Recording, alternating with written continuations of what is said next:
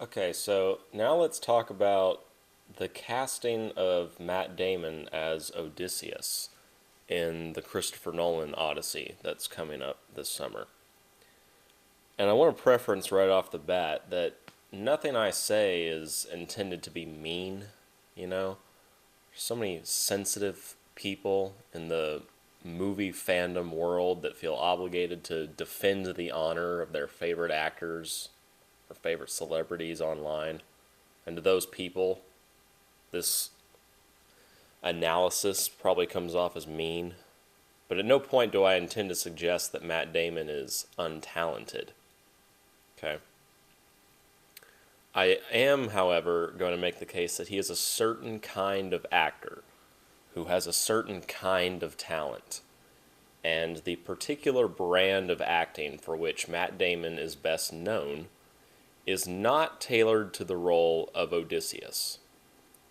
I can obviously see Matt Damon playing Odysseus because I've seen the movie's trailers, but I cannot really close my eyes and imagine that Matt Damon is Odysseus. So let me explain what I mean. First of all, my general theory of movie acting is basically that there's two different types for lead roles anyway. The unchanging personality is one type, and the chameleon is another type. So, assuming you're even willing to humor me on that, let me give you some examples. Harrison Ford, he's a chameleon actor. When you watch Star Wars, that man is Han Solo. Then, when you watch Raiders of the Lost Ark, that man is Indiana Jones. Now, Han Solo and Indiana Jones are both cool, and they're both portrayed by Harrison Ford, but in fact, they are nothing alike. They dress different, they behave differently.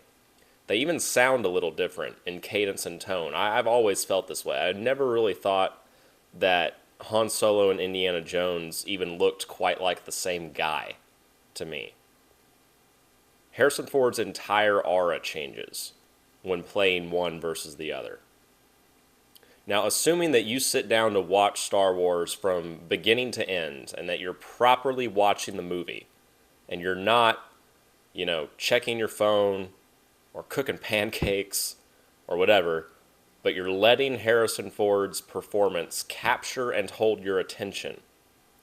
If you're watching the movie the right way, then at no point would you expect to be broken out of the fantasy of the performance. In other words, you spend all of Star Wars thinking not about Harrison Ford, not about Indiana Jones, but about Han Solo, because that character feels alive. Now, again, this is not necessarily going to happen if you do something to break the very fragile magic of the movie and the performance.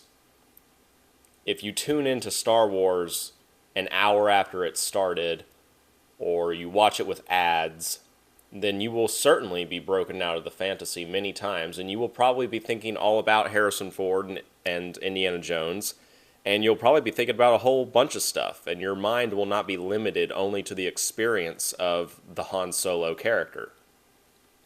But if you watch the movie the right way, Harrison Ford is a chameleon, and you don't even realize it's him. He's Han Solo for the duration of Star Wars.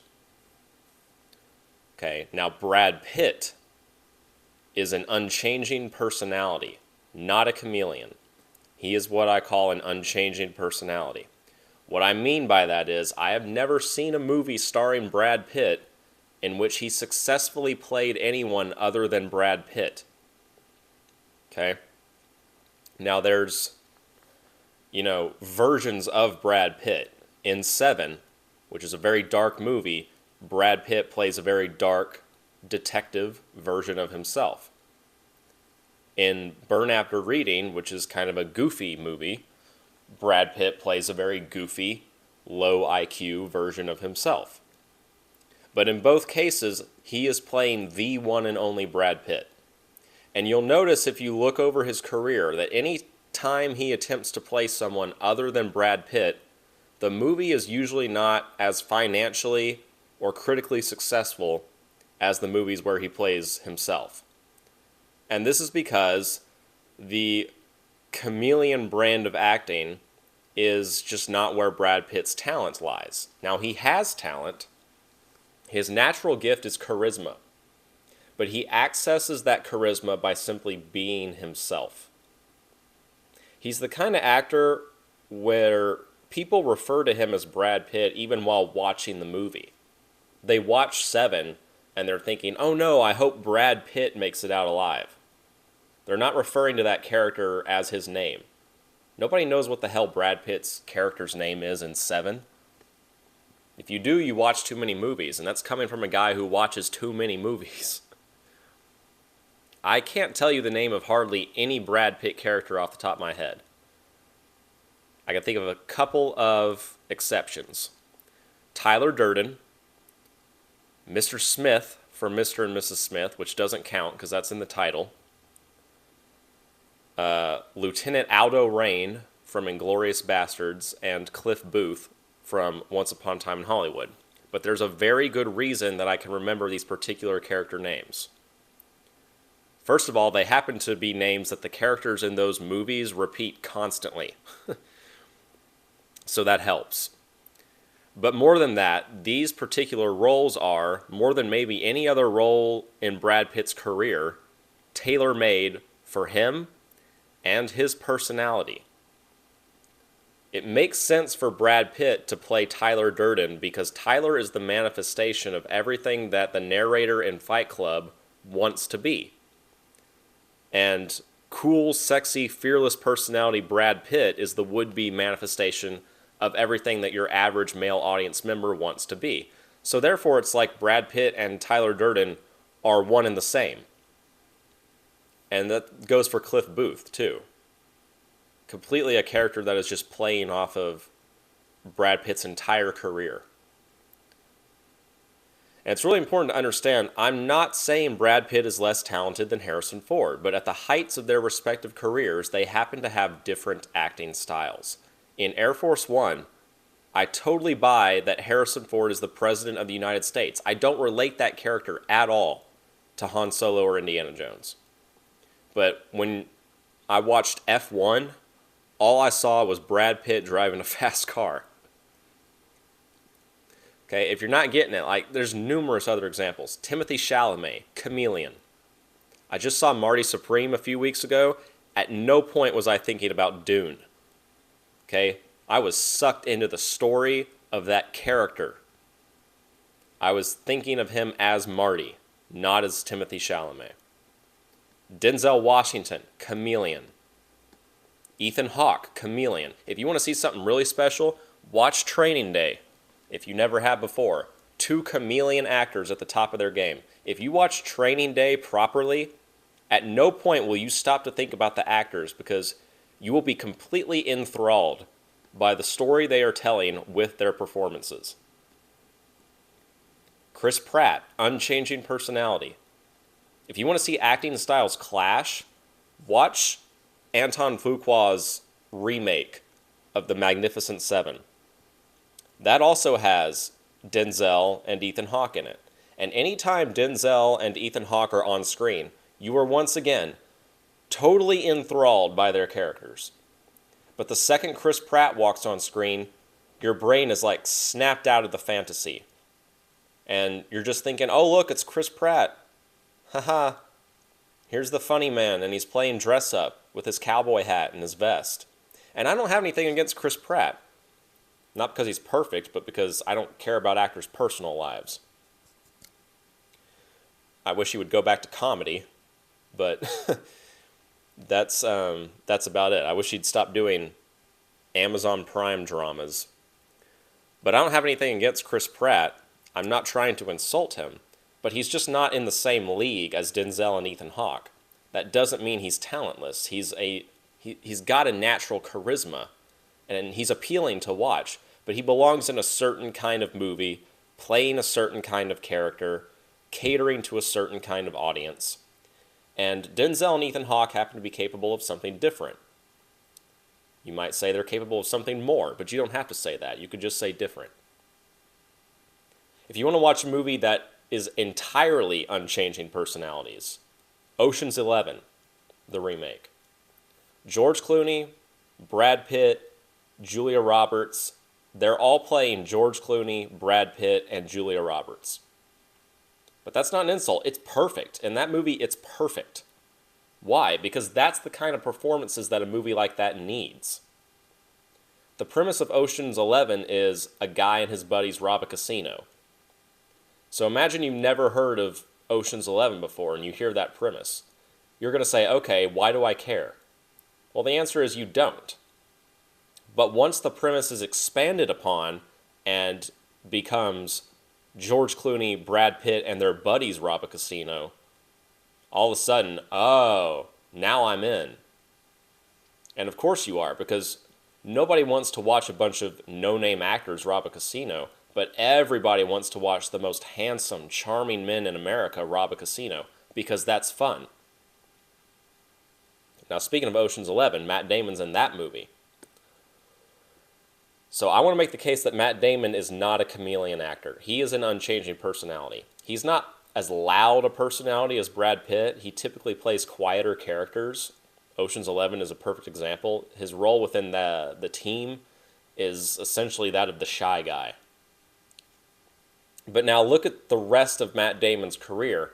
Tell me that his most successful movies aren't those where he's basically doing the same thing he does in Ocean's 11. And furthermore, take a look at his career and tell me without cheating the names of 3 of his characters. And Jason Bourne doesn't count because that name is in the title of all the movies, so it's pretty obvious who he's playing. You can't. You can't tell me 3 Matt Damon characters. You can't tell me their names. Because he's not a chameleon. Anytime he tries to be a chameleon, like in the True Grit remake, for example, I don't buy the character. And in my head, I end up just referring to him as Matt Damon. True Grit is Matt Damon playing dress-up. And it's a good movie, but my ability to be entirely sucked into the fantasy of the story is kind of limited because I cannot unsee Matt Damon. Now, I want to further make the case that Odysseus and the Odyssey would be most successful if a chameleon actor played the lead role. Why? Well, think about what makes other book-to-movie adaptations successful. What do the adaptations of Harry Potter and the Chronicles of Narnia have in common? Well, at the time, the actors playing the lead parts were unknown. And so the audience's suspension of disbelief was that much easier. And you could really get sucked into the fantasy of those worlds without issue, because nobody knew the actors' names or personalities. It was like seeing the actual characters brought to life in a way that just wouldn't have happened otherwise. Lord of the Rings, successful for the same reason, because at the time, that cast some of them were unknowns or some of them were chameleons. They were one or the other, with few exceptions. Now, the Odyssey is a very old story, and very few attempts to change the narrative in any way have ever been done, including adapting it into a movie. It's like adapting the Bible. And here's the problem with Bible adaptations. The problem with the 10 Commandments is that Charlton Heston played Moses. The Moses. And you can't think of the character of Moses in the 10 Commandments because all you see is Charlton Heston playing dress-up with a big long beard and colorful robes. And this is more or less the reaction that I have had every time I see a trailer for The Odyssey. Now, I haven't seen the movie yet, and I'd love to be proven wrong. But nothing about Matt Damon's track record suggests to me that he will pull this off. Because when I watch We Bought a Zoo, I see Matt Damon buying a zoo. When I watch The Martian, I see Matt Damon stuck on Mars. And that's fine for a certain kind of movie, but I don't really want to watch Matt Damon play dress-up in a Greek epic. I want to watch Odysseus. And what's really baffling to me about this casting choice is that even if we, play devil's advocate, suppose Matt Damon pulls off this performance, it's still a risk. I don't see how anybody, Christopher Nolan included, could ever think it was guaranteed to work. I feel like Nolan has the experience that he should recognize that. He should see that a chameleon actor is the best choice here. I mean, he's worked with bankable chameleon actors multiple times. Christian Bale, that's a chameleon. Cillian Murphy, that's a chameleon. And I would have cast either of them as Odysseus long before Matt Damon's name was ever even put on the list of people to call. Now, Cillian Murphy's not exactly anybody's idea of big, muscular Greek epic hero, but he convinced me that he was the Dr. Oppenheimer for 3 unbroken hours in that movie, and that's more than Matt Damon can say about any of his performances.